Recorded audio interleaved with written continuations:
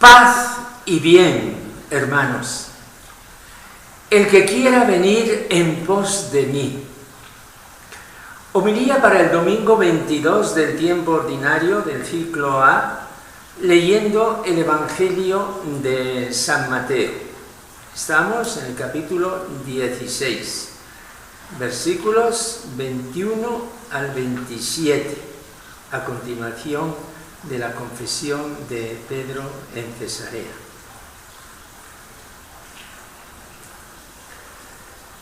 Desde entonces comenzó Jesús a manifestar a sus discípulos que tenía que ir a Jerusalén y padecer allí mucho por parte de los ancianos, sumos sacerdotes y escribas, y que tenía que ser ejecutado y resucitar al tercer día. Pedro se lo llevó aparte y se puso a increparlo. Lejos de ti tal cosa, Señor, eso no puede pasarte. Jesús se volvió y dijo a Pedro: aléjate de mí, Satanás, eres para mí piedra de tropiezo, porque tú piensas como los hombres, no como Dios. Entonces dijo a los discípulos: el que quiera venir en pos de mí, que se niegue a sí mismo, que cargue con su cruz y me siga. Porque quien quiera salvar su vida la perderá, pero el que la pierda por mí la encontrará. Pues ¿de qué le servirá a un hombre ganar el mundo entero si pierde su alma? ¿O qué podrá dar para recobrarla? Porque el Hijo del Hombre vendrá con la gloria de su Padre entre sus ángeles, y entonces pagará a cada uno según su conducta. Palabra del Señor.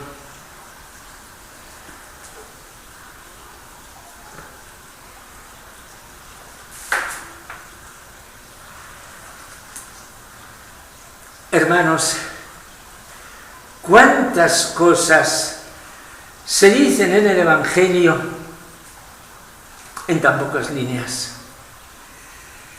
El Evangelio comienza con un desde entonces. ¿Desde cuándo? Desde la confesión de Pedro en Cesarea, desde ese momento en que Jesús revela cómo quiere construir y edificar su iglesia. Desde ese momento, desde entonces, empieza una etapa nueva en la vida de Jesús, que se abre con el anuncio firme, decidido, solemne de la pasión. Enumeremos estos aspectos que nos invita a meditar el Evangelio. Desde entonces, la pasión a la vista.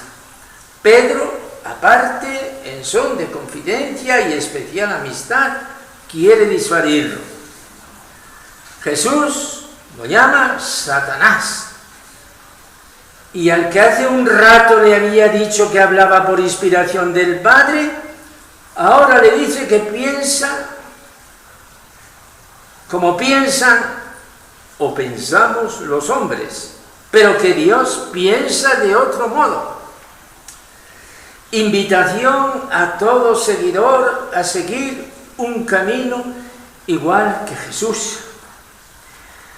Una abierta sentencia de perder todo, perder la vida para ganar la vida.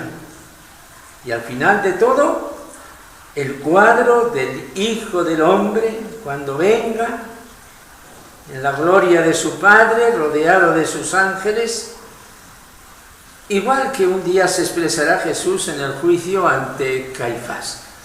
Estos serían los elementos que de pronto aparecen al escuchar atentamente este Evangelio.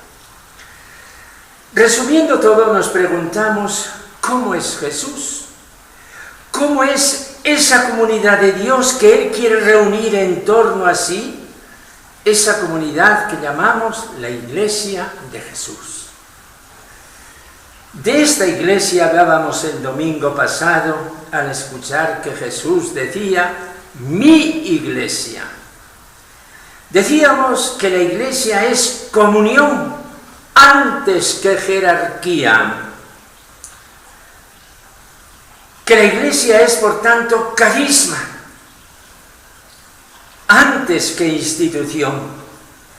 Es muy peligroso definir a la iglesia por conceptos jurídicos, apoyados en las grandes instituciones jurídicas, por los poderes de una sociedad perfecta, aunque hablemos de poderes espirituales, poder de regir, de enseñar, de santificar. Es peligroso. Y más peligroso y fatal es ver a la iglesia por vía administrativa, gestora, diplomática.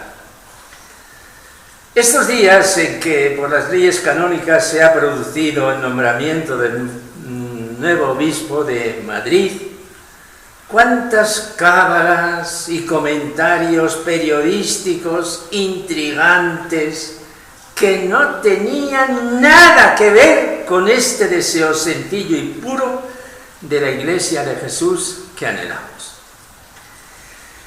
Repitamos que la Iglesia es comunión antes y por encima que jerarquía. Y añadamos que la comunión es servicio, disponibilidad. Más aún, si queremos pensar como piensa Dios y no como piensan los hombres, aunque sean generosos como Pedro y aparentemente espirituales, el servicio es, hermanos, entrega hasta la muerte. Los mártires seguidores de Jesús nos dan el corazón de la Iglesia. Los discípulos, las discípulas que mueren en la oscuridad después de una larga vida entregada a los demás, nos dan el sentido y la perpetuidad de la Iglesia. Necesitamos decírnoslo a nosotros mismos para que no nos dejemos seducir por sirenas engañosas. Y hay otra palabra, hermanos, que resume todas las demás. Es el amor. Quien ha entregado su vida a Jesús y en Jesús y por Jesús a los hermanos, ese es el que ha perdido su vida y al perderla la vuelve a encontrar. Jesús perdió su vida y la perdió voluntariamente. Nadie me la quita sino que yo la entrego libremente. Es una frase que leemos en el capítulo 10 de San Juan. Y el Padre se la devolvió en la resurrección.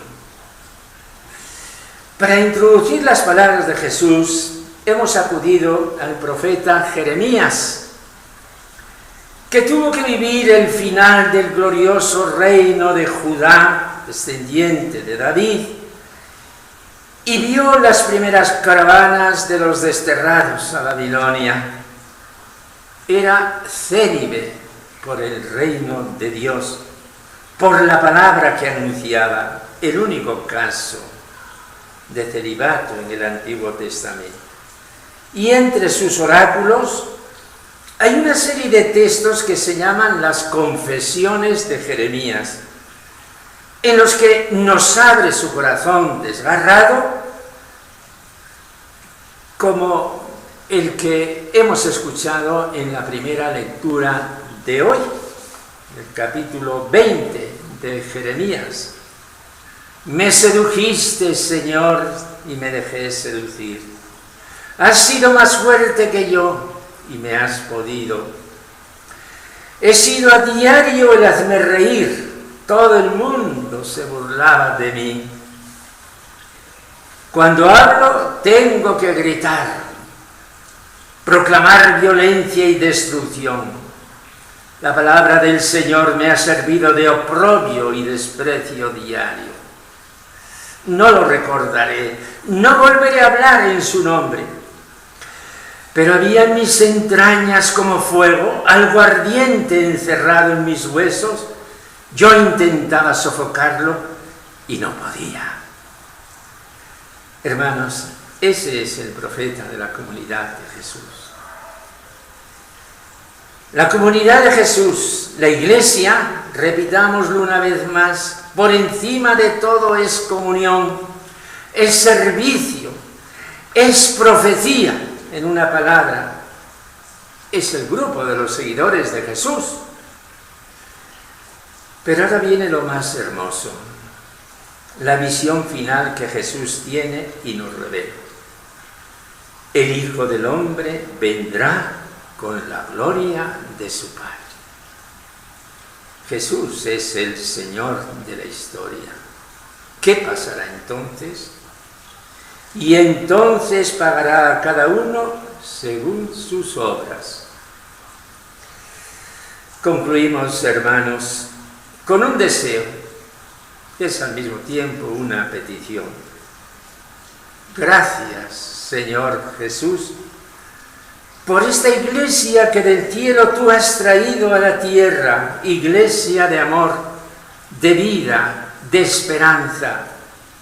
Yo quiero vivir como un verdadero hijo de esta iglesia tuya. Concédemelo por tu misericordia, Señor Jesús. Amén.